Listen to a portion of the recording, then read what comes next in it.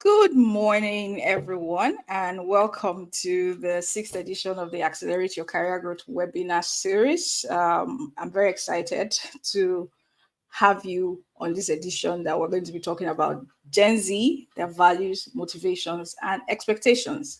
Thank you for joining me on this wonderful Saturday morning. I promise you to be an enlightening and engaging session. The objective today is very simple, and it's to understand Gen Z, that newest entrants into the workforce who are already making a significant impact. We'll explore what drives them, what they value, and what they expect from their careers and the workplace. This understanding, I think, is very crucial for creating an environment where all generations can thrive. I am Generation X, and I know that there are millennials, there are baby boomers in the workplace right now. So we want to be able to create an environment where all these generations can thrive together, ensure sustainable growth and innovation in the workplace. To help us deal with this subject, I have an extraordinary panel of experts who bring diverse perspectives and invaluable insights. First, we have Daniel Lumiere, a phenomenal Gen Z entrepreneur. Daniel is a trailblazer in the tech industry. He has founded and innovative startup already making waves. His journey from a passionate problem solver to a successful entrepreneur exemplifies the entrepreneurial spirit and drive of Gen Z. Daniel will share his personal experiences, his challenges, and motivations that fuel his relentless pursuit of success. Next, I'm honored to have Vivian Nwogu, an exceptional global HR generalist with a deep understanding of the dynamics of managing and motivating Gen Z's talent. Our expertise will shed light on the practical aspects of engaging Gen Z in the workplace and creating a culture of inclusion and innovation. And finally, we have um, the futurist Adegboyega Oyewusi. His work focuses on the trends and expectations shaping the future of work. It brings a unique perspective on how technological advancements and societal changes are influencing this generation's approach to work and their expectations from their careers.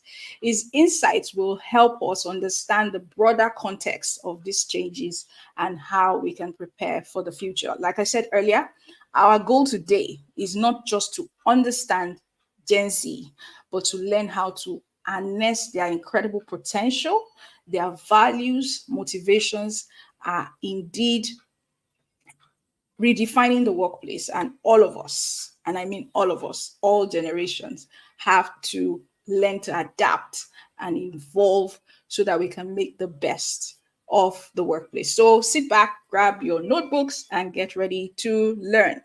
This discussion will be dynamic and will be filled with actionable insights and real life experiences that will empower you to deal with the evolving world of work and thrive in it. Once again, thank you for being here. Let's explore and accelerate our career growth together. I'll be right back after this short break.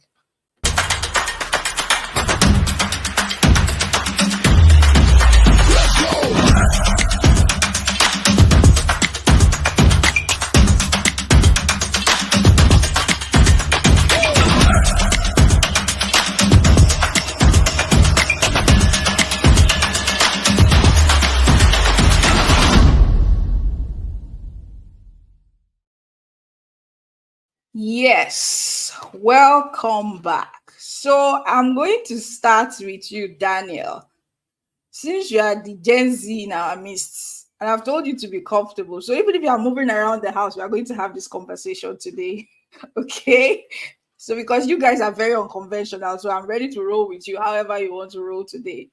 So tell me, how are you? Let's start from there. How are you, Daniel? Hi, Mama. I'm doing very well.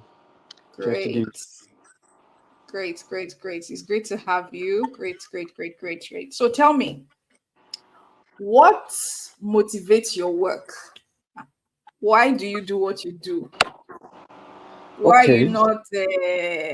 I mean, you're an entrepreneur. You own a business. You run a business. Why do you do what you do? Let's understand what is driving you. What's your motivation? So personally for me, um, I think it's first of all best that I actually share my thoughts process, and that will give a guide basically to why I had to do some things at certain stage in my life. So when I first finished school, that's the university days and all. The next thing I had to do was okay. So where do I venture into? What do that it gets? At that point and at that minute, I I was more fired up in actually holding events. So and I had a strong suit for partnerships. And I think that's one thing about we Gen Zs. We are very common and let's say more expressively introduced to digital space. So most of the things that we get to see or we interact with are things that we feel is remote, we feel is internet in culture, and we feel we can thrive more or better still adapt to that kind of work mode and more. So I love the internet and as well I love to actually hold events. So I leverage the internet, looking at the technology that the internet has brought to us as Gen Zs, and I saw the need of what is going to become the different aspect of technology. So I held events in that regard. I can remember in 2020, towards 2021, I had the first award, partnered with Meta to award different Gen Zs that were doing stuff at that young age.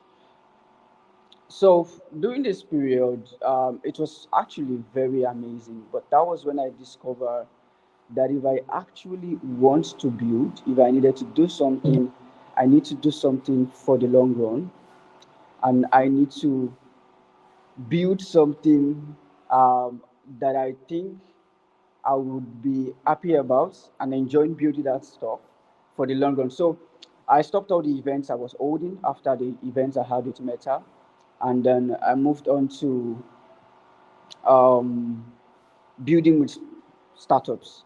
So I began to lead certain team, which forwarded me with a different kind of experience. So I can understand when Coach BSO says they have troubles working with Gen Zs and and all of those things like that. It was a whole lot. LinkedIn is an open social network, so it doesn't guarantee people's profile. It doesn't have a system to say uh, this is what this person has. It can show you experiences, but there is no guarantee that these experiences are actually true. Try to call her on WhatsApp.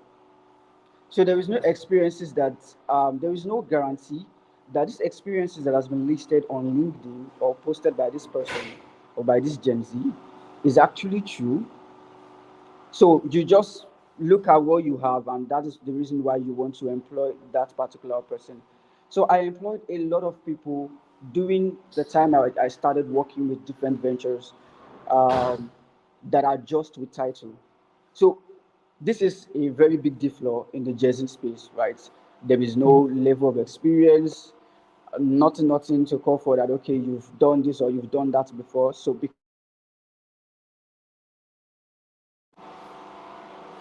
you've been able to learn one or few things through YouTube. Mm. Mm-hmm. Yeah, so you now feel like okay, you can actually work with companies who are definitely Mm. looking to use technology or some sort of skill that is relative to what you are learning as a beginner to Okay. increase their, you know, activeness and building. So that is a very big level of differ. It cost me a lot. There was a time Okay. I actually lost 1 million to two while I was working with this kind of people. I mean, it was the first Your experience. people. They're your people now. It's my people. Yes. So you know what, Daniel, you've just touched on an interesting point, and I say that a lot to young people that I work with. And I think now is the time for Vivian to speak on something that Daniel has just raised. And that is, you say that people, young people especially, post a lot of things and say a lot of things about themselves on LinkedIn, where people like Vivian go to look for people to employ for people like us, right? And then, you say you can do a lot of things, and then when you get into the workplace, it is something totally different. So, Daniel, you need to hold that thought. I'm going to come back to you. You are the Gen Z in this conversation. So you are the one that is going to help us understand you people. And I like that you have raised your people's issues. So now, Vivian, I'm bringing you up to come and tell me, how do you deal with this thing that Daniel has just raised, right? People, and especially young people, they say a lot of things on their LinkedIn profile. And I tell my mentees or my coaches that you better be that person you describe yourself as on not LinkedIn. If you are not that person, don't even try it. Because if I Ah, see that you say that you are something, I want to believe that you are actually that person. So, and Daniel has exactly. raised it. He has had to deal with that. So, how do you, as an HR generalist, how do you deal with that? What has been It's the I don't know, Buki, are you still here? Thank you so much for having me live here. Exactly what Daniel said, it's a challenge.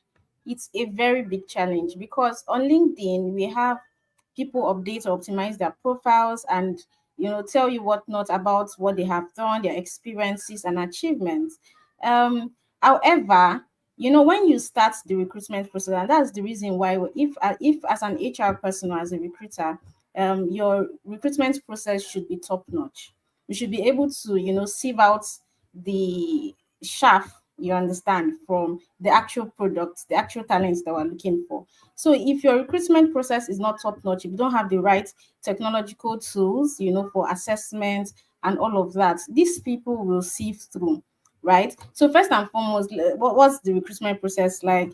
You if you are headhunting and you go on to people's profile and then you are impressed by what you see on their LinkedIn profile, for instance, you reach out to them and then you ask for their CVs or their portfolio, whichever one, depending on the role that you're looking to um get, right?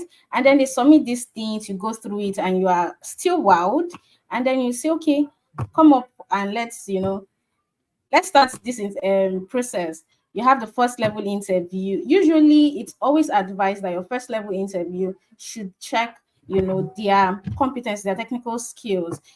Can they do these things that they say that they can do? It is not until they are able to prove that they can or they cannot, that is only when you can move them to the next stage. But then you see quite a number of organizations still lagging behind on having the right structure, knowing the right assessment tools they should use, to see these people or this set talent, from the pipeline. So that's one challenge. And quite a number of organizations are actually, waking up and employing the right technological tools to be able to see talent. Then the next stage is the cultural fit, because you can't be saying you are A, you understand, and then you are not even A. You know how they advertise these things on Instagram, what you order versus what you get. You can't do that. So if you have the right technological tools as an organization, if you employ the right technological tools, you should be able to sieve out, this said talent, quote unquote, right? Because they are all talents, from the get-go. But if paraventure they come into the organization and then projects are ongoing and you have given them one or two tasks and then they are falling short, this is where your KPIs and recurrent check-ins will come in to be able to see if you can address, if they can go through some trainings or not. Well, we all know that if you come in as a talent, you are going through a probation period of 6 months, depending on the organization. So you have to actually still pull your weight. If not, you can't get confirmed. Right. So these are the things from an HR point of view. These are, one or two things that we do to be able to know who so are talents so and who they are not. essentially what you're saying, Vivian, what you're saying, Vivian, is that Daniel is right. That Daniel is right. Daniel is I mean, 100% right. you just put all those bogus titles. You call yourself all sorts, right? and Number then one sales lord. correct, and I mean, it's okay for us to want to understand what your values are. I mean, it came from a Gen Sure. Z. I didn't have to say that. It's also okay for us to know what your motivations are. You don't, I mean, and I think Daniel alluded to that. I think COVID kind of like threw everybody into the online space, and this generation of employees, just seem to be very comfortable with the online space. They prefer to work remotely. They prefer to work online. They are digital nomads, as you want to call them. So they are more comfortable on that space, right? Yeah. But even if that is the space you are comfortable in, I think what is important and what Daniel has said and what Vivian is also emphasizing is that you have to give me what you say you are. You have to be who Exactly. you say you are. You cannot just You call can't yourself hide something. forever. You cannot call yourself something that you're not. It's not just going to work, right? So it just brings me back to that point I was having, the conversation I was having with Gwega just before we started. That I'm Generation X, and I like my Gen Z friends, so and they know that I love them, right? And that's really why I wanted to have this conversation, because my Gen X friends keep complaining to me that, Bukola, these children, quote and unquote, how do you deal with them? I mean, you have them around you a lot. How do you cope? And I say, well, you see, they don't think like us. That's the first place you need to start from. They don't think like us. We think differently. They think differently. You have to find that Yeah. point where, there's an alignment Assignments. between the way you think and what they are thinking, what you want and what they want. Once that there's that alignment, then you guys can, make a lot of progress. But Exist together. Yeah. Gen X, we are not necessarily very patient. We didn't True. get a lot of True. things that they have. We didn't have the internet. We didn't have the mobile phones. We didn't have emails. So, we did a lot of things the hard way. So we're wondering why they can't do a lot of things when they have so much at their disposal. I think that is where Mm. the problem is. And Daniel has said that, he believed that just like him, that he wanted to do great things. All his contemporaries online too wanted to do great things, and he had to learn the hard way. So maybe this is where I bring Boyega in. So Boyega can come and tell us now, so that people, not just me, but Gen Z, Yeah. you need to know what the world of work expects of you. Yes, we know what your values are. Daniel has told us now, and I'm sure he's going to tell us more. But I think that I want to ask Boyega this question. So, Vivian, just hold that thought. I'll be back Okay. to you, right? So, I am bringing Boyega up now. And, my question for him is, I mean, who could have thought that the world of work would be this Yeah, 5 years yeah, ago? 5 years ago yeah. is just Sure, 1999. sure, Nobody could sure, have thought. sure. I'm talking about 2019, sorry. Yeah, Nobody could have thought you would have webinars and entire conferences virtually. Nobody could have yeah, thought, even yeah, in January 2020. But here we are. We have yeah, conferences online. We have schools online, like they don't have any physical model whatsoever, right? definitely, So the world has definitely, really definitely, definitely. moved, right? And it's Yeah, going to be yeah, foolhardy for you not to be thinking about the future, whether you're Gen X, Gen Z, millennial, or yeah, Gen Alpha, my son's age. yeah, How do you envision yeah, the future of work evolving, right? And what skills do you think will be most yeah, valuable for yeah, Gen Z to thrive? I mean, they have everything at their disposal yeah. now, but I can almost say that who knows what is going to happen next year, because AI was just here last year, and see what AI has done to the world of work. There was no AI in Definitely, 2020 or definitely, definitely. 2021 or even 2022. Yeah, AI became mainstream last year, and exactly, see how it has exactly, disrupted the world. exactly. So please tell me, what do you envision the future of work? How do you envision it's Yeah, going to evolve, and what skills will be most valuable to Gen Z for them Yeah. thrive in that new future that is just maybe next year or even next month. Who knows?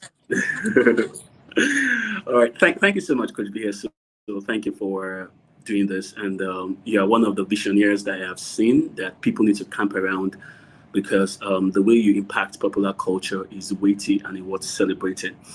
So, however, I would say that every 500 years, there is a reset, there is a newness that eats the world on its own. There was the Berlin Conference that eated, the world economy, and we had the Martin Luther Revolution that happened 500 years ago. And the 500 years was the COVID that we had. The world itself was due for a reset, but many people didn't see it. But he had to eat us unawares. So newness always eats people unaware.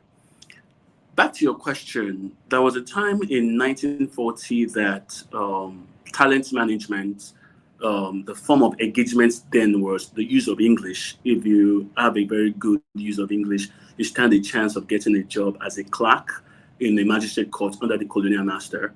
Then, you stand a chance of becoming, a vice headmaster with the colonial master who happens to be a principal. Then he moved to first degrees. Then if you have a first degree from a reputable university, you stand a chance of getting engagement in a level playing field. Then you move to, masters, then you now move to foreign degrees. Then the weight of competition now in talent management that people need to understand and camp around is immigration. Now, immigration is shaping talent. If you have a British passport, if you have an American passport, if you have a valid passport, you stand a chance of getting some certain jobs because when it comes to recruitment, things like do you have a valid passport, do you have a valid visa, tends to come up, and people tend to fail at this point of test. So when it comes to the issue of Gen Zs, we need to accept the fact that these people, if we don't embrace them into the newness that has happened to us, you will be you will suffer by them because everything that is created by brands, created by companies, visions, missions, is centered around them, be it products, be it services, because they're determinants of how far your product and service will go. And a Gen Z, a Gen Zoomer is not moved by the quality of your products. They are only moved by the experience. So total quality management is dead. Now they are embracing what I call total experience management. So if you want to tell a Gen Z to come and buy your cake, you can't tell a Gen Z that in this cake there is currant, there is carrot, there is pineapple, there is yogurt, there is this. He won't buy.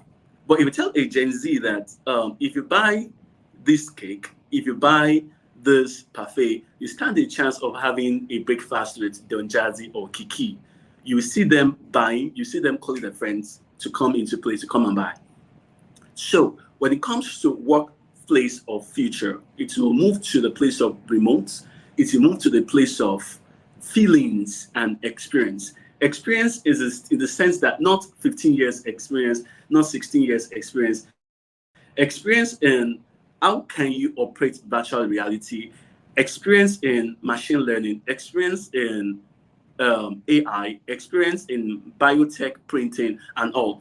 And we need to be honest. This Gen Z, they know way, way much better than the baby boomers, than Generation X. But the point is, that I want to put out is every generation Zoomer needs to calm down because I realize that many of them are being propelled by adrenaline and emotions and impulse. Oh, I can do this, I can do that because of their emotions, because of their energy. But they need to calm down because when the going gets tough, the tough doesn't just get going. The tough needs to calm down, ask questions, seek collaboration. So part of what needs to we need to embrace and camp around this collaboration. Generation X, Generation Zoomer, baby boomers, we need to collaborate together in order to penetrate popular culture. And you can't blame a Generation Z that is coming on LinkedIn, that is putting everything out there. Oh, I can do this. I can do graphic design. I can do software management. I can do this. And when it comes into the interview room and it can't deliver, there is this thing that I call leveraging. Many of them don't really understand what leveraging really means. So they feel leveraging is because I have done 1, 2, 3 projects, I feel I am fit for this job. So they really need to understand the science of leveraging. They need to understand the science of problem solving, not problem solving that has to be, geared by emotions. It needs to be geared by what I call specialization. You need to be a specialist in what you're doing. Talent enough is not enough. Gifting is not enough. Being an expertise is not enough. You need to be an authority. You need to be a specialist in that field for you to gain a level of engagement. So many of them, you can't blame them because they're being moved by emotions, they're being moved by impulse, and they feel, okay, I have handled a project before, I haven't 2 projects before, so I feel this opening, I am fit to step into it because it is called leveraging. Because for them, they really don't understand, the science of leveraging. So I would say they need to understand the science of collaboration. They need to understand the main science of negotiation. They need to understand what problem solving is all about. They need to understand the science of leveraging, and at the same time, they need to tone down their emotions. So the future workspace will be remote, because any company that is idea cannot be interpreted digitally is moving to a realm of obsolete. So there is a chance for you, for your visions, for your mission in the next 3 years, in the next 4 years, 5 years, for your mission to die. Not necessarily faded away, but you will become irrelevant. So we need that place of collaboration with the Gen Z, Generation X. However, we need to let them understand that, look, you need to manage your emotional intelligence. You need to understand the science of problem solving. You need to understand proper collaboration, negotiation, and the science of leveraging. The fact that you saw something out there does not mean you are fit to do it. You might have some intellect about technology. You might know 1, 2, 3 things about technology, but that does not mean that you're a specialist or you're an authority in that field. Completely agree with you. Like some judges will say, I have nothing more to add to what my learned brother has just said. And maybe I can just say this, and my mentees are here, and I'm sure they know that I say this a lot. You have to be known for something, Exactly. right? I'm a Exactly. lawyer, and I was speaking to somebody yesterday, and he said, BSO, the motivational speaker. I said, no, I'm not a motivational speaker. I know who I am, and that's how I Exactly. put myself out there. I'm Exactly. a lawyer and a coach. And I found coaching in law. I was practicing law. I was working with my juniors at work. That's how I found Yeah. coaching, Yeah. right? So I'm not a Yeah. motivational speaker. And they know when I'm talking to them, I'm not motivating them. I'm giving them a charge. I'm Exactly. charging them. Exactly. I'm Exactly. pushing them. I'm Exactly. telling them, look, Yeah. guys, you can do so much. I mean, I envy you so much because you have Exactly. so much at your disposal, Mm. right? Mm. And you Mm. Sure. have to come to the place where you see that leveraging you said. Mm. I say it to them all the time. And this is the way I explain it. I say, you see, if God did not think that you needed us Gen X and Exactly. millennials and baby boomers, we would Yeah. maybe would have died before you were born. Because I Yeah. mean, you didn't need us, Exactly. but you need us. You need Sure. to leverage on our experience, on our Exactly. wisdom, because we have Exactly. experienced some things. And there's Exactly. absolutely nothing new under the sun. It just comes in a Exactly. different form, in a Different different forms. shape, in a Exactly. different The coloration. season But it's and the the season. same thing that people like us have experienced, right? Exactly. When we were Exactly. job hunting, there was no internet, so you could not No. send your CV by email. You literally had to No. go round with your CV physically printed to those Yeah. offices, knock Yeah. on Yeah. doors, Yeah. and then keep Yeah. going back there, showing up, going back there. It's the same thing now. Yes, you don't have to go Yeah. physically, you have the online space, but you don't go and Exactly. submit your CV and say you can do something that you cannot do. Not at all. So you're just doing what we did, and you're doing it Exactly. differently. So why don't you leverage on my experience? So me, it took me maybe when I was doing that, it took me like 5 years. It was in the fifth year that I realized that, okay, maybe I shouldn't have done it like this. And then somebody is telling you, okay, you know what? See, this thing took me 5 years, but it can actually take you 1 year. Exactly. This is what I did that Exactly. worked. Now do the same Exactly. thing using technology. That is the science Exactly. of leveraging. That is Leveraging. what Yeah. the Gen X wants you to do. So when you go and work in an organization that is owned by a Generation X or a baby boomer, they Yeah. brought you in because they want freshness. Exactly. Exactly. Exactly. They want to be Exactly. able to play in the current economy. You guys own the Exactly. economy. So you're not supposed to Yeah. go there Yeah. and feel like, you're the smartest. Yes, you are smart. But like you said, talent is not enough. Your gifting is not enough, It's not enough now. right? It It's not. needs No. It's not. It's not. experience. It's It not. needs It's not. wisdom. Exactly. It Exactly. needs proper Exactly. application Coach of the knowledge sorry. that you have. Yeah, yeah. Sorry, So Coach B. So let me add this to it. I think one of the things they tend to struggle with is the law of process. Many of them don't really want to go through the process. They just want to, get into a place and, when they come into the office in 2 months, they want to be that supervisor. They want to be, that general manager. They want to be that regional sales manager. There's always a process to everything. If you give birth to a child today and the child calls you daddy, when the doctor hands over your child to you, I'm sure you'll be scared, you will run away.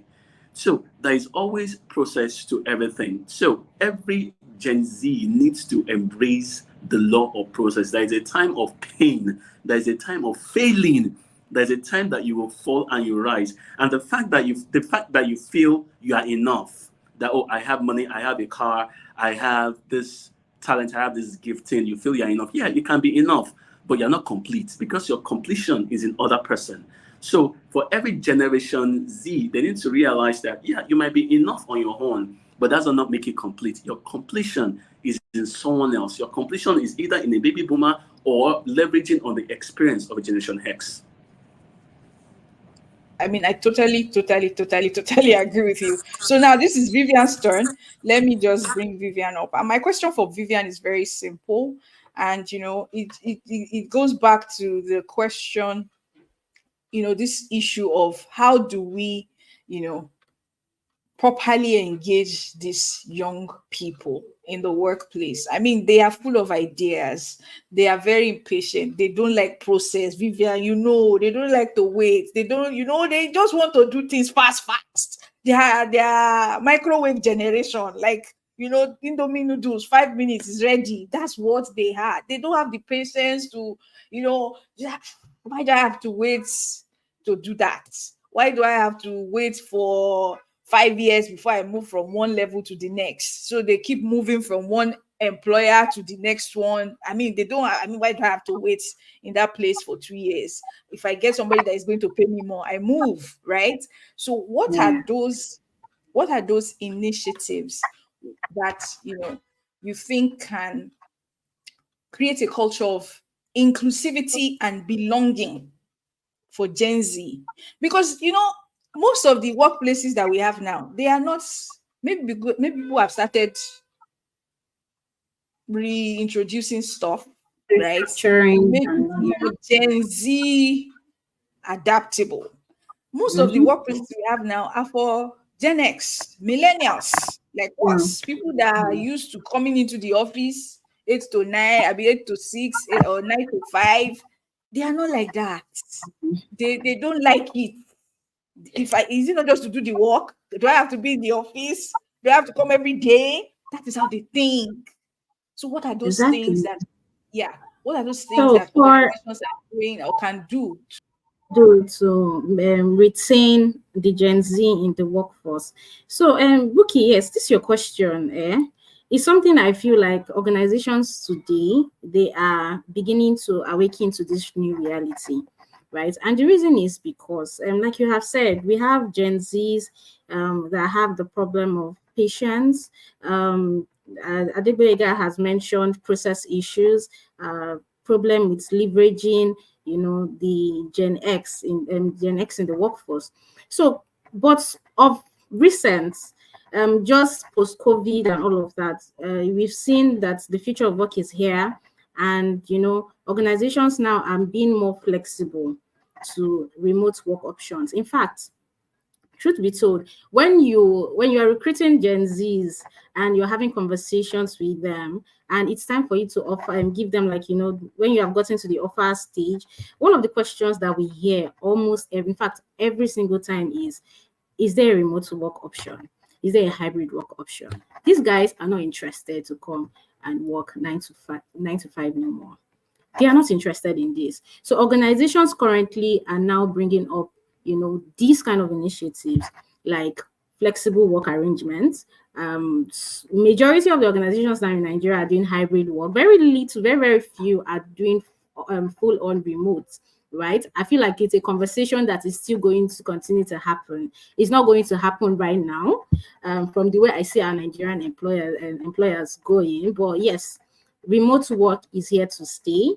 We are currently embracing hybrid work, which is good. Our Gen Zers, they want flexibility, and this is something that employers should be ready to have conversations around. That's one.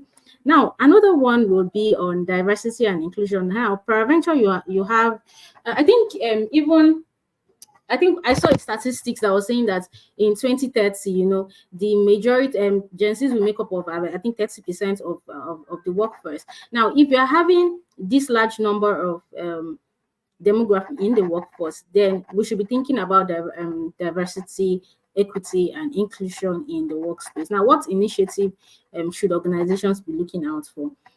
There's what we call the employee resource groups, right? So this is when you have groups, interest groups in the organization, and you have Gen Z make up these kind of people. And yes, what do I mean by this? So you have groups like groups promoting certain lifestyle, groups promoting religion, group promoting maybe some kind of career interest and whatnot.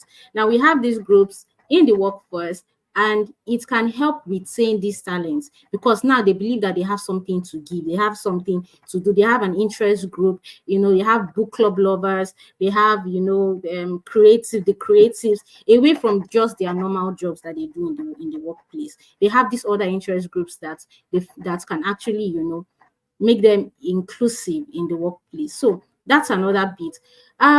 Like I don't know who mentioned. I think it's Mr. Adeboyega mentioned something relating to Gen Zers love to do everything. They are very hands-on. They can be graphics designer today and website developers tomorrow.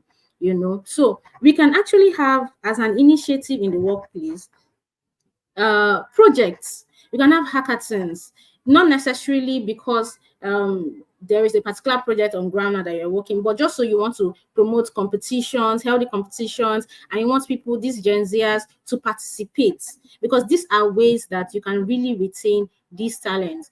One problem is job hopping. You see our Gen Zers every day, they are crying, my mental health is in shambles, my mental health is doing this, my mental health is doing that. So how can you now bring them on board? How can you make them to be more open? How can you you No, think Gen Vivian, Z you are just, you a lot just of touched money? a point, and I'm sure that the Gen Zoomers in the audience, they're like, look at this woman, oh, our mental health. She's talking about Our our mental mental health. health, No, yes. no, no, You no, no. see, I agree with you. They always bring up that issue, and it's almost like they're using to blackmail us, this Gen X and millennials and every other generation before them. But I think a Gen Z should actually talk about this, and I think Daniel is in a better place to help us understand this their mental health issue, because mental everything health they tell issue. us it's affecting my mental No health. Oh, it's stress. just yeah, they don't like wow, but we have to. I need to understand it, because sometimes I just feel like, what is it? Is it not the same thing that we What went through? that we are That we did doing. not.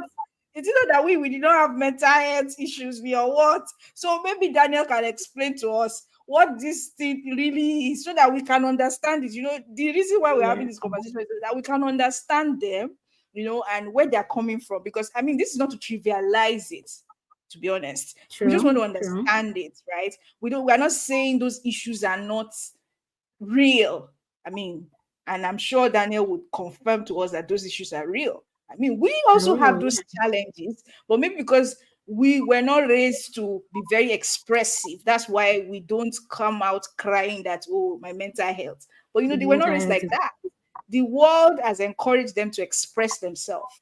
The world has given them a platform. yeah. I mean, the internet is very There's social democratized. media Everybody, now. They'll just go yes, to everybody Twitter can and express that's it. themselves. So maybe that's why we feel it's an outrage, because they have an opportunity to express themselves. We didn't have that Exactly. opportunity, so maybe that's why we're. So Daniel, can you please tell us?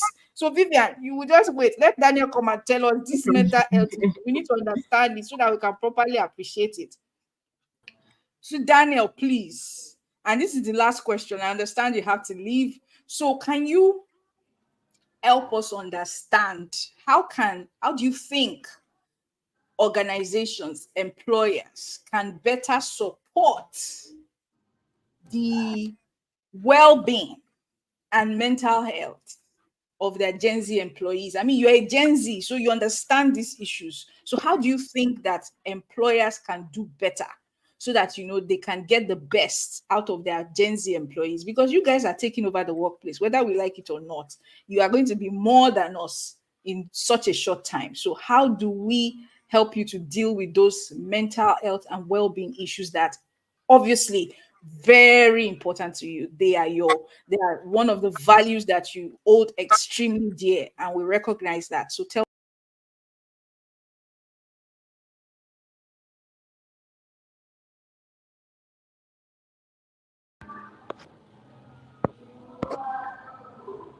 All right.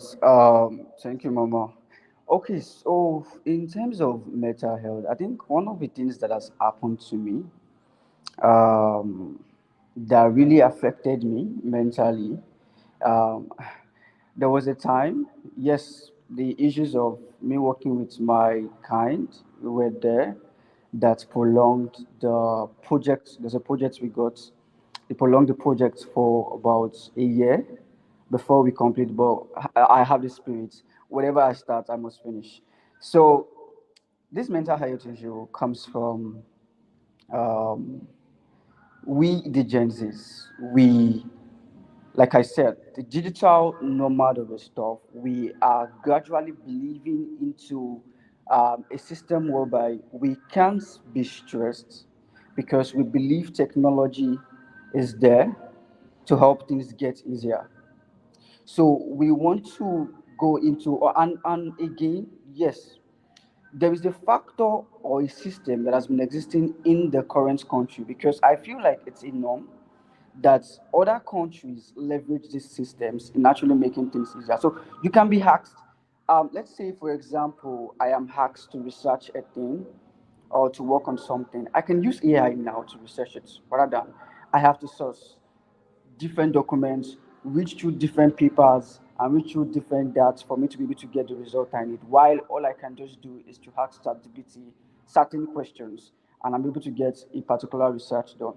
So the ideal of mental health is, we don't think, or probably most times, most times, what we get as motivation or what we see as value from that stuff is definitely beneath the kind of work level that is being given. I feel like the system we have in this country is as promotes a very large, might not be hard work to our mothers and fathers, because let's even see from the beginning, it all started from farming. So you guys are drilled to, let's do this way, let's do that way. So but for the Gen Z's, we believe in a world where things can be made easier, tax and everything given can be much more easier to achieve by leveraging technology. So I also see it as a symptom of, the value being given in the work. So when the Gen Z actually, have expectations, it's super hyped and everything, and then they bring the work, and then it's like, okay, what's going on here? So and then also the traditional way that is expected for these works to be done, and then you get to see other countries and how they actually get to do things, in the Gen Z formats or in leveraging technology, because every time there's a new change, they are the first to always make sure that their new generation get to access it and make things easier for them. So, in our own phase, we rather want to take them backward how do I put it now? You want to let them use your own way in making sure that thing is done. If it's not done your way, it definitely means how do you guys used to put it now? It's not perfection. It's not professionals of some sort. So first off, the value that is being provided to the level of work mode when hired by someone older, like let's just call them a millennial. Is that what you guys are called now? Yes. So, and then the second part is we see a world, we live in a world, or we currently realize because we have access to digital internet that we can earn better or we can do better than what we're being given right now. When we even like, there are some companies that all you have to do is know how to access combine data from different AIs, and you actually paid really good. So all of these things is all on the attribute of the world is changing. We have a new way to work. We have a new way to do it, and we don't want to always go back in time just because we Okay. want to, work with an organization or something. Okay, so if I get you correctly now, let me let me try to summarize everything you said. So Yeah. you don't think that you have to work there so hard to get results when you can leverage technology. We Mm-hmm. think that you have to put in a lot of effort to get Mm-hmm. great results. So that is where the conflict is.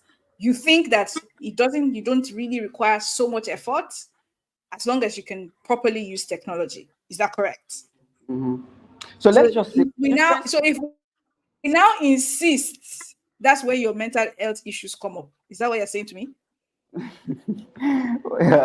most of it comes that way. Okay. Then another thing you said, no, I need to understand because I'm not the only one listening. A lot of people are going to watch this afterwards, and we Okay. need to help people understand how your mind works so that it Mm-hmm. reduces the level of conflict in the workplace. Another Mm-hmm. thing you said is that you know that with the skill that you have, you can make much more without even living wherever you are. So Yeah. why should I come into a workplace and be paid a pittance? Is that what you're saying? Yeah. So that definitely is a very good symptom for mental health. Oh, So that also gives you guys mental health issues. definitely. Okay. So I don't know. So you wanted to say something else. So just say that thing now, and then then we can then let me now ask Vivian and Gwega to help me here. Oh. You've heard what they said. Though they said that we like to work hard. As if it is not they are not sweating. We don't think they are working. Oh, yeah, tell me. Okay, so let me Uh, give you, for example, if I am to hire a millennium dev right now, it would take this dev having to write a code from scratch, whereby the new modern guys like my kind who are now working with technology understands that there are actually code generators from AI that makes their work easier. So what we can achieve within a very short period of a longer period of time during the time of the millennials, we can now achieve it lesser. So some organizations have not been able to transcend their activities or things that they can leverage to make things more faster. Rather, they still work with the traditional model. So when Gen Zs actually find themselves in such kind of systems, it's actually hard to actually blend in. And in the long run, it leads to what you guys are calling the mental health. mental issues. And So no, I totally understand. So now you're saying that if you brought in somebody my generation or maybe somebody a millennial to do yeah, something that requires coding, the mhm, person might say, oh, you need to like the coding, but your people already know that there is an app or an AI technology that can actually generate the code and makes the work faster. So you yeah, find yourself. So what I hear you say is that most of the time you feel like square pegs being tried to put in round holes. So the system, the current structure in most organization yeah, is perhaps very behind, hmm, right? yeah, For you guys, because you guys have moved fast, you are in the future already, and these guys are still here. So when you cannot, so asking you to work with the current system is very frustrating, and I can imagine that can be very frustrating for you. And then that's when you have those issues that we were alluding to. So thank you so much, Daniel. I mean, it is very enlightening, these things that you have highlighted, because I mean, nobody could say it better. And I see somebody's already agreeing with you and he says, thank you, Daniel. I agree with you. Thank you so much. You know, I don't think we give them an opportunity enough. We give you guys enough opportunity to express yourself like this. We just feel like you are whining and complaining. Maybe sometimes you are, right? Sometimes you are really. Probably. But I mean, coming from you now, I kind of like agree with you that if I am, and I get that a lot with some of my friends that don't know as much as I know, especially technology wise. So I can do a lot of things online because of my young friends. I learn a lot from them, right? So when I'm having to deal with my friends that are not as savvy as I am, I'm almost frustrated because I'm seeing in my head that you should know this already. Like, what, this is so not hard. Like, why are you taking me back?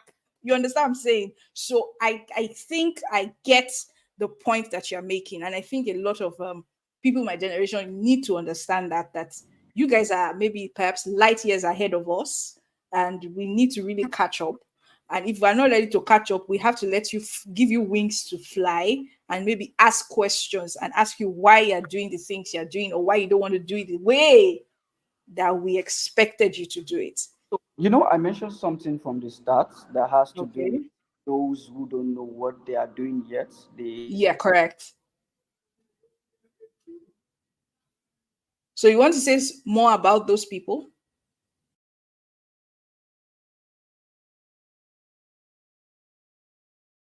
Need to be in intense space.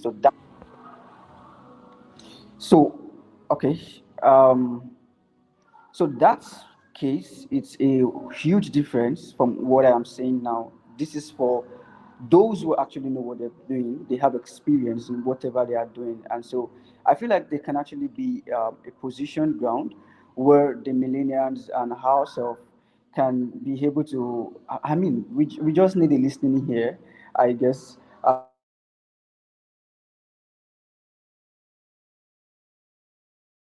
So we can then like found So we can then found to be able to work together, leveraging what we know or what we have access to at this time as well, as long as it produces results, right?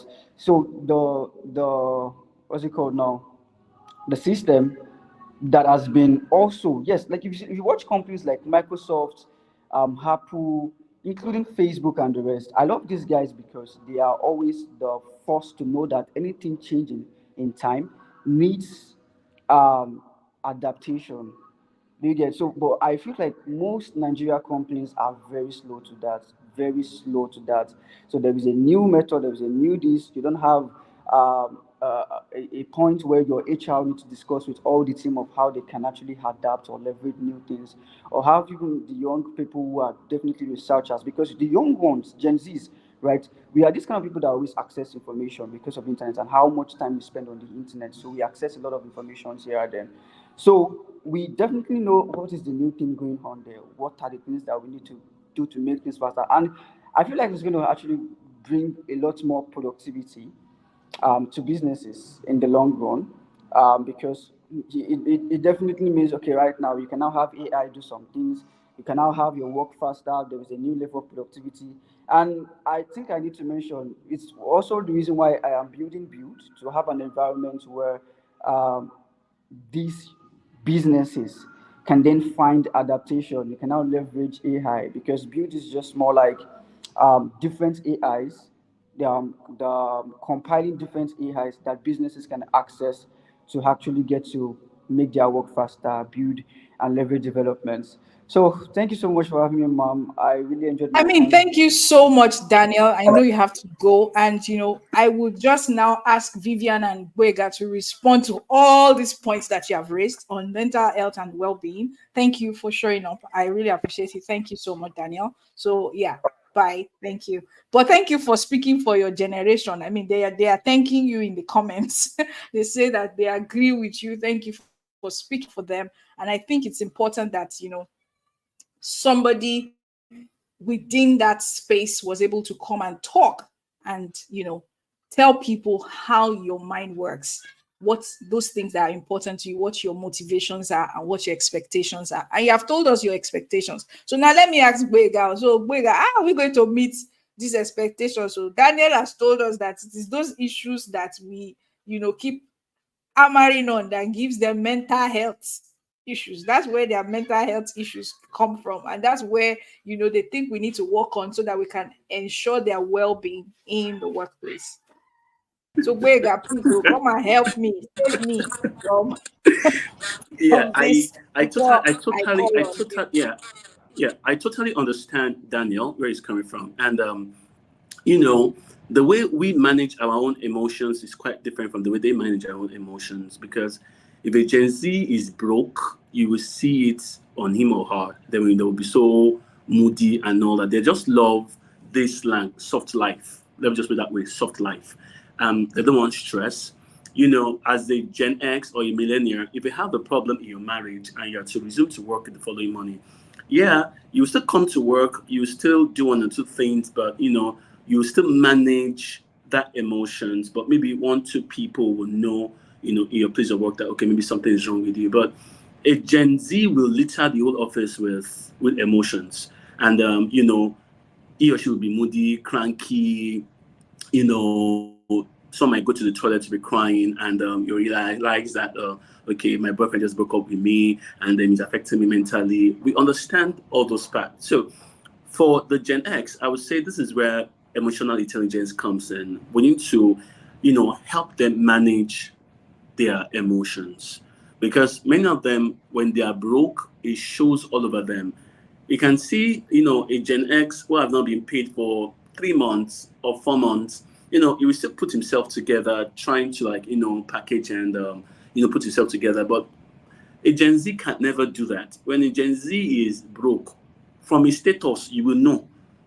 On his status, on his WhatsApp status, you will know that he's broke. So things like that affect them mentally, and that's the way they are being wired. And we can't nail them for it.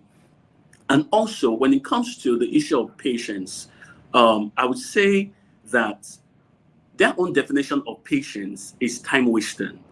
We Gen X, millennials, baby boomers, we interpret it as being patient, but to them it's time wasting.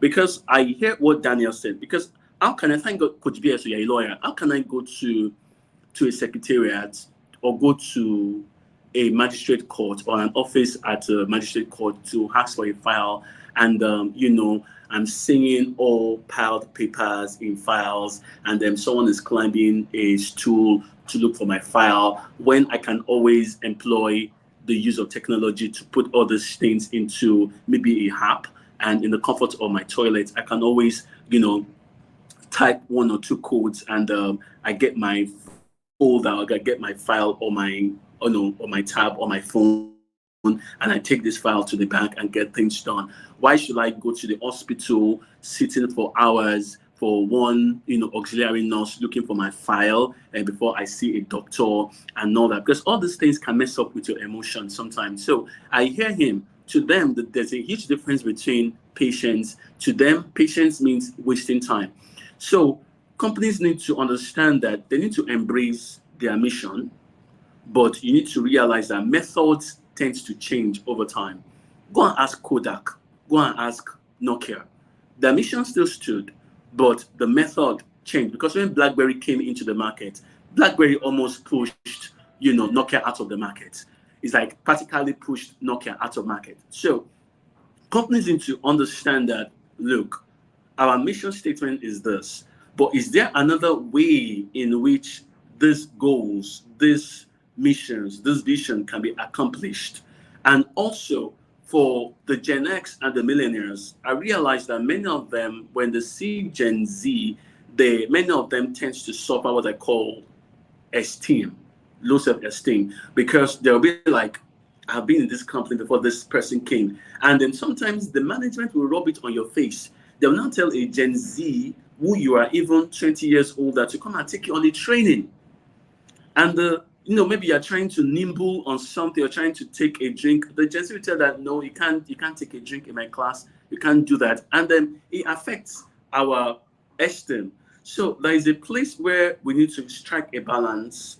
There's a place where we need to bring our emotional intelligence to help them, you know, manage their emotions. And also, there is a place of we trying to understand the difference between patience and wasting time. That is where I talked about, going to an hospital, waiting for your card, going to maybe going to a magistrate office or maybe to a law firm, and then you still all stacked papers when you can input this thing into a computer, into a database, and just send me a code. I'll just type it into an app and I'll get the documents that I need. And when he talked about AI, and this is where I'm going to, stop talking. In Taiwan has, put aside an 150 million, dollars into their AI industry.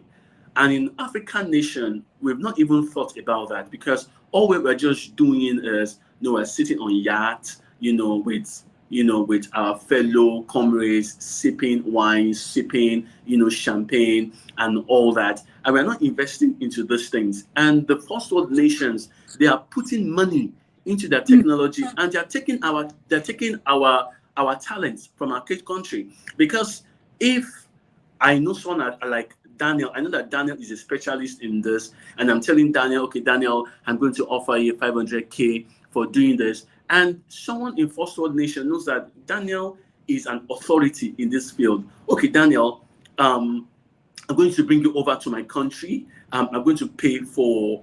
I'm going to give you a house. I'm going to give you a shopper-driven car. I'm going to give you someone that will be feeding you, and to top all this, I'm going to make sure that you get a citizenship passport of our country. Let's say Canada or US. Definitely, Daniel will embrace it because in an African nation, you want to use me for 9 to 5, and out of the 500K that you are paying me, there's nothing bad in paying tax. You want to remove tax, you want to remove pension, you want to remove this. And this nation wants to give me this particular amount of money in foreign currency, of which there is an ideology of new money in this future. Everybody needs to understand that, well, in as much as we are craving for Naira to be valued, there is always a new money ideology. So a Gen Z wants to earn a new money. They want soft life. So a company wants to hire them, wants to give them a house, a nanny. It wants to give them a shopper-driven car. And to add to it wants to give them a passport of the nation, which is more superior than the passport of an African nation. So we need to come and accept these realities. It might look funny to us, but it's the truth. We need to embrace this reality, and if we can able to strike the balance, the mission will be achieved, the goal will be achieved, everything will be accomplished. I mean, I completely agree with you. I mean, it's like I say that even Jesus Christ, every miracle he performed, he used different methods. There was a Exactly. time he puts mud in the sand and puts his Exactly. saliva to Exactly. make somebody see. There was another Yeah. time he told him, go and Exactly. wash. So, Yeah. I mean, yes, the mission would remain the same, but Yeah. the method has to change with the It has times. to change. And it is Exactly. because we, Gen X, millennial, baby boomers, are struggling. And I'm being Exactly. honest here. It's not because we don't want to move with the times. It's a struggle, Yeah. right? Yeah. I Yeah. mean, a lot of us feel like, look, everything else, let my children learn it. I don't have time of it. Exactly. That's why I want to employ me anyway. So why do I have to know it? Right? Exactly. So, Gen Z, you have to understand that the Gen X, millennials, baby boomers, they are not all like people like me and Mr. Boyega or Vivian, right? In fact, majority of us are not like us, right? We don't want to, I mean, we feel like we've seen it all, we've been there and done that. So everything else is for you guys to do. So you have to find a way to, I mean, try to understand where we're coming from so that you don't get frustrated with us. We are comfortable with the way we've been always done things because it's always giving us results, right? So even if you want to introduce a faster way, you have to help us to see that it is faster. right? So yes, you can use technology for research, but make sure that that research is top notch. Don't just go and give me garbage in, garbage out what AI gave you. Apply some of your intelligence to it. It is artificial intelligence. I want to see your input, because when you give me what AI has generated, I can tell because it doesn't have emotions. So those are the issues. Yes, you can leverage technology to make your work easier, but how are you using it? Don't be robotic about it. I think those are the issues. Yes, you think our patience is time wasting, but you need to understand that sometimes you need to allow things to percolate. When you want to make the best coffee, you need to let it percolate. You don't just pour the water in the coffee. That's why sometimes the best coffees are brewed. They are not the Nescafe you just pour inside hot water and you pour milk. There's a difference. So when you think we're wasting time, we're like allowing the issue to percolate. And a lot of my mentees are here. Sometimes when I'd say, let me sleep on it, it's not because I don't have an answer just yet. It's because I want to give it some more thought. I want to examine all the pros, the cons. I want to think about it into the future. I want to apply some of the wisdom I've taken from the past and the insight that I have now to that issue. So it's not, we don't think you're moving too fast and we are not wasting time. And that's why I think the leveraging, science of leveraging comes in. You want me to do it fast. You need to leverage my wisdom of patience. Patience is wisdom. You have to leverage it. So when you come and tell me, oh, I want to do this thing now, and I say, why don't you wait? It's not because I don't think it's a fantastic idea. It's maybe I think, based on experience, that this is not the right time. You need to wait. So we understand you. We know how you think, and we are not trivializing your emotions. I think it was Vivian that raised the point, and I'm going to bring her up now, that, and I think Boega also alluded to it, that, see, the way we were not raised to express ourselves. It's not like we don't feel the emotions that you feel. It's not like we don't feel frustrated. It's not like we don't know when we are cash strapped. I don't want to use the word broke. It's not like we don't have those issues too. We have so many things that we're dealing with, but we have learned, by the way we have been raised, to take those things in and let it not affect our outward appearance, because it might affect a lot of things. So let's imagine all of us are like you and we are very emotional all the time. What kind of world do you think we're going to be living in?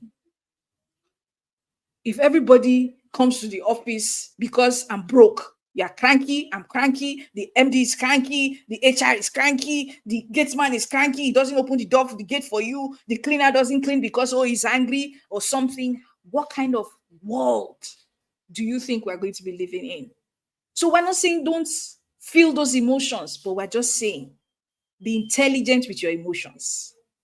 So we feel the things you feel. We feel angry. We get angry too. We feel frustrated, right? But we don't let those emotions overcome us, because we know that life has to go on. The world is not going to stop because I'm angry. The world is not going to stop because I'm not feeling well. The world is not going to stop rotating on its axis because I'm unhappy.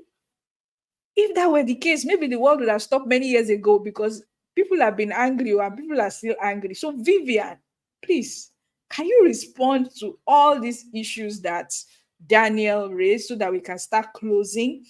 So that, as an HR generalist, how does HR help Gen Zs feel comfortable? I mean, he has raised a lot of issues: the money issue, the time issue, the fact that, us Gen Zs and Gen X and millennials always feel like, oh, they are not serious because, they always like to do things fast, fast, fast. They are not patient. How do we help them to see that? No, we're not saying you are impatient. It's just that this is the way the world is wired right now. And we're trying. It's not like we're not trying. But you guys have to We be are patient with trying, us. no. We are seriously trying. We are seriously trying. And the truth is, as HR professionals, we are more like we are also in the middle. we're caught in the middle because we're hearing what you're saying. You want to be paid way better, you need more benefits, you want this, you want that. The organization is saying we're trying to cut costs, the economy is not doing so great. We need to look for better ways to do this. We need to become top notch, we need to be the best, but we don't have money to pull all these things. So yes, we are trying. And it's not like we do not understand what the Gen Zers are saying. It's not that we don't understand their emotions. It's not that we don't understand their values. It's not that we are not seeing or hearing these things. We are, but the reality still stands. There's still a lot that we are processing. From the organization point of view, from the global space. We're even still in the third world country, so you can't even be comparing the third world countries with the first. Like, it's the space is a lot, right? So from an HR point of view now, I would say that we need to strike a balance. The that the alphas are still coming, right? We are here talking about the Gen Zs. In the next 10 years, we have the alphas going to be flooding into the workspace. They are more futuristic. How are we going to deal with them? You understand? So this change is something that is constant. Change is constant. The world will continue to evolve, right? So how do we, you know, make all of these things balance out? So this is where balancing comes in. This is where organization needs to put up more initiatives to be able to accommodate the needs of the Gen Zers. If there is going to be, organizations now are warming up to wellness programs. Every year there's a health and wellness. I think there's now a month for wellness.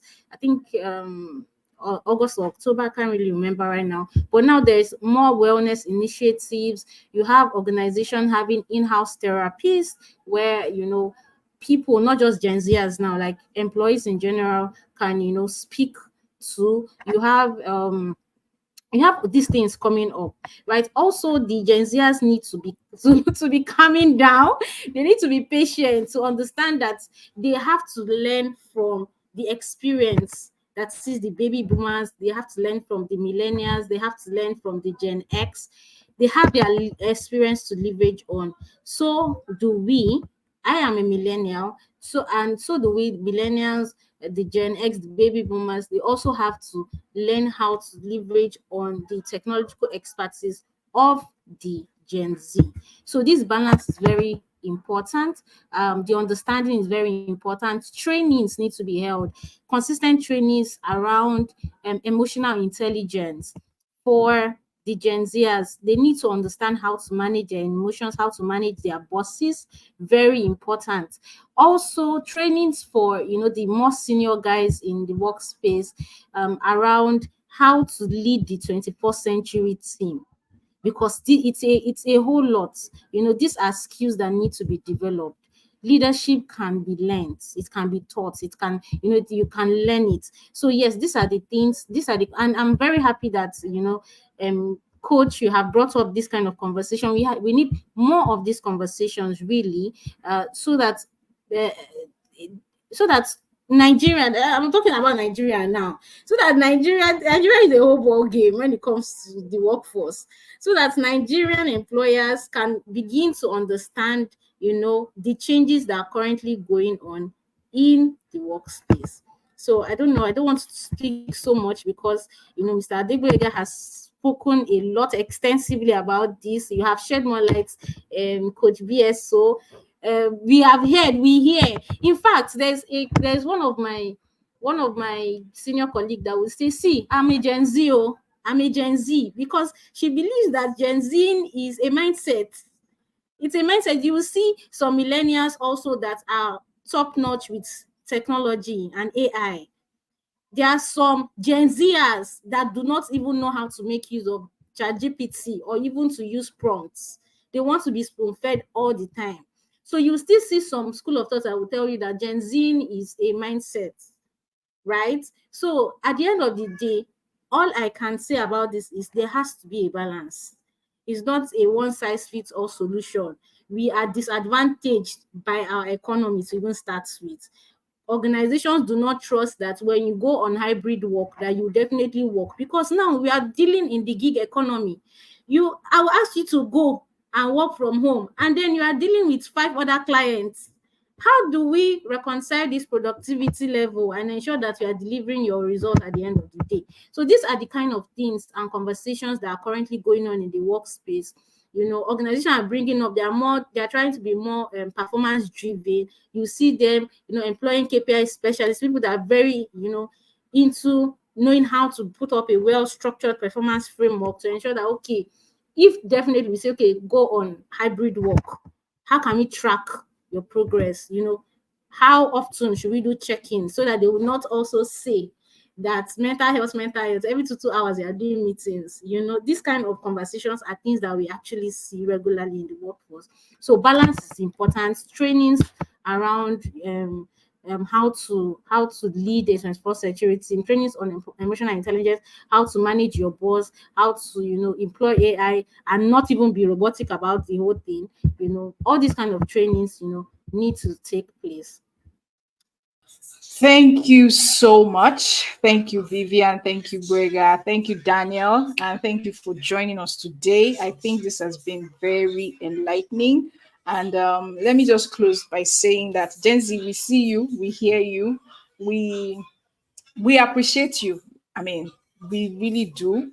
We do not take you for granted. But like everyone has said, and I always say that we need each other. And that's the truth. We need one another to thrive in this century. You need us, we need you, right? You were born to live in this generation. You couldn't have survived in our own time. You couldn't. And I'm telling you the truth. So don't even let anybody deceive you. You couldn't have survived 10 years or maybe 30 years ago. We were built for that, right? And the reason that we're still here, I believe, is because we can also leverage on your strengths to continue to do great things that the world needs, right? So, guys, we understand your value. You value the soft life. You like to take things easy. You don't like stress, right? Your motivations are very, very, very, very simple. You just want to enjoy. You want to enjoy, right? You want to enjoy the good life. You don't want anybody to stress you. I mean, if you can do so little for so much, I mean, they should have you. You thoroughly like that. So just before I close, Boygas wants to share a thought. Let me bring him up so that he can share that thought with us, and then we can All right. close in a few Okay. Yeah. minutes. Yeah.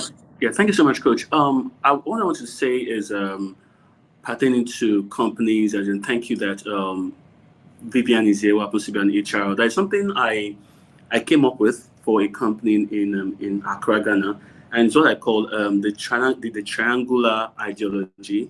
And we have a triangle on the left. I termed it as possible disruption, and on the right, I termed it that quality of your system to manage disruption. And at the apex, I had leadership, because everything still boils down to leadership. So every company needs to function in that triangular form: possible disruption, quality of the system to manage the disruption, and leadership. Because everything called talent management, everything called enterprise, entrepreneur, career has been disrupted by COVID, by post-COVID itself. And the Gen Alpha they're already on ground. And give them max 5, 6, 10 years, they will flood the market space. And these are the people that they will question you till Jesus will come. So they will tell you, they will ask you that, okay, why should we do this way? So we need to brace ourselves, be ready, and be flexible enough to embrace this disruption. It's unto good. It depends on how you're interpreting it. Everything is unto good. So there is a possible disruption. There is the the quality of your system to manage the disruption, and that's where strategic foresighting comes in. Seeing the end from the beginning. Every company, every person needs to have that mentality, that seeing the end from the beginning. Anything can happen. in the space of 2 years, space of 3 years, Tokyo, Silicon Valley can come up with an ideology now that will affect the African space. And if it affects the African space, trust me, it will affect everybody across the board, even religion. So at that point, do you have a quality, a well robust system that can manage that disruption when it comes to it? And the apex of leadership is also has to be checked and fact checked. Thank you.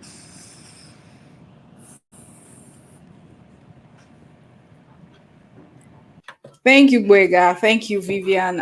So just to close, all I want to say is, Gen Z, we love you. We appreciate you. We do not take you for granted. Gen Z is a mindset. I think I have a Gen Z mindset. I welcome technology. I embrace it. I've always done that. I'm very excited about how fast it helps me to work, how effective and efficient it helps me to do my work. I can deliver so much. I mean, it is technology. This is technology. What I'm doing right now. I mean, I have done this webinar. This is the sixth edition, and I'm leveraging technology to do that. And I only had to do it once to now start rinse and repeating the process. So it's easier for me now than it was for me the first time, and that's because I've learned to leverage technology. So guys, we appreciate you. We understand what your values are. We understand that you like the soft life. We understand that you like to get, you know, value for the service or the value that you give. We know what your motivations are. You believe that everything can be done very quickly and fast, and we know what your expectations are.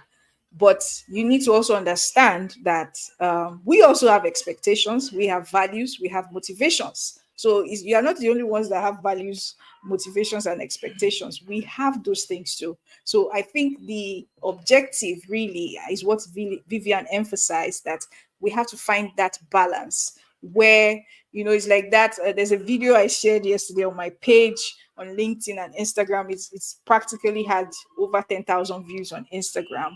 And, it's interesting. That video, I don't know how I saw it. I think I saw it on Instagram. And I'll just close with that story. So the boy, I'm sure he was about 4 years old, was speaking to his brother, who maybe was about two, on how to get whatever he wants from their parents, right? And he went first to say to daddy, "Daddy, can I have ice cream?" I think it was almost bedtime. And his dad was like, "Oh, no, you can't have ice cream. It's bedtime. Go back to bed."